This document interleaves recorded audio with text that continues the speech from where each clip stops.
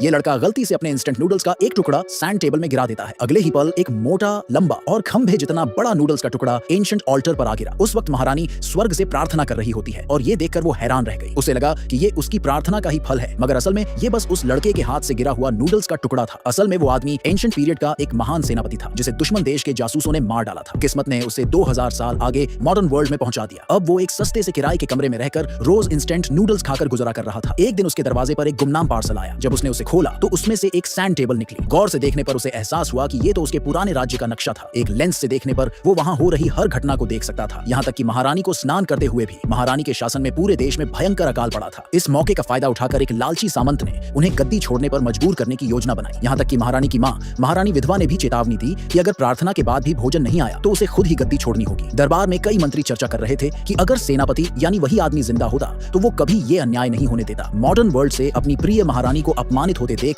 उसने गुस्से से इंस्टेंट नूडल्स की ब्रिक को जोर से दबा दिया, जिससे कुछ टुकड़े सैंड टेबल में गिर गए। और जैसे ही वो टुकड़े गिरे, एंशिएंट वर्ल्ड में ऑल्टर के बीचों बीच मोटे नूडल्स आ गिरे। सब लोगों ने इसे स्वर्ग का वरदान मान लिया। महारानी खुशी खुशी उसे उबालकर सबको खिलाया। सारे मंत्री इसकी तारीफ करने लगे, मगर उस लालची सामंत ने इसे महारानी की कोई चाल समझी। ये देखकर लड़के को समझ आया कि महारानी ने ये रिचुअल अकाल से निपटने के लिए किया था। बिना देर किए उसने पूरी एक डिब्बी इंस्टेंट नूडल्स सैंड टेबल में उड़ेल दिया। अगले ही पल एंशिएंट वर्ल्ड में एक बड़ा सा पैकेट ऑल्टर पर गिरा और देखते ही देखते पूरा शाही भंडार खाने से भर गया। ये खबर सुनकर महारानी बेहद खुश हो गई कि अब उनकी प्रजा सर्दी से बच जाएगी। लेकिन तभी दुश्मन सेना ने हमला कर दिया। महारानी खुद किले की दीवार पर चढ़कर सेना का नेतृत्व करने लगी, मगर उनकी सप्लाई और मदद पहले ही काट दी गई थी। अब उनकी हार तय लग रही थी। जवान आदमी को पता था कि दुश्मनों के हथियार बहुत एडवांस थे, इसलिए वो दौड़कर कुछ मॉडर्न वेपन्स खरीद लाया और सैंड टेबल में इस्तेमाल करने लगा। जैसे ही दुश्मन किले के पास पहुंचे, उसने एक फ्लेम थ्रोवर निकाला और दुश्मनों पर चला दिया। देखते ही देखते पूरी बैटलफील्ड जलने लगी और दुश्मनों में भगदड़ मच गई। फिर उसने पटाखे और फुलझड़ियां सैंड टेबल में फेंक दी, जिससे दुश्मन सेना में और भी अफरा तफरी फैल गई। दुश्मन सेनापति ने इसे कोई काला जादू समझकर अपनी सेना को पीछे हटने का आदेश दिया। महारानी को जब पता चला कि हेवनली फायर से दुश्मन पीछे हट गया है,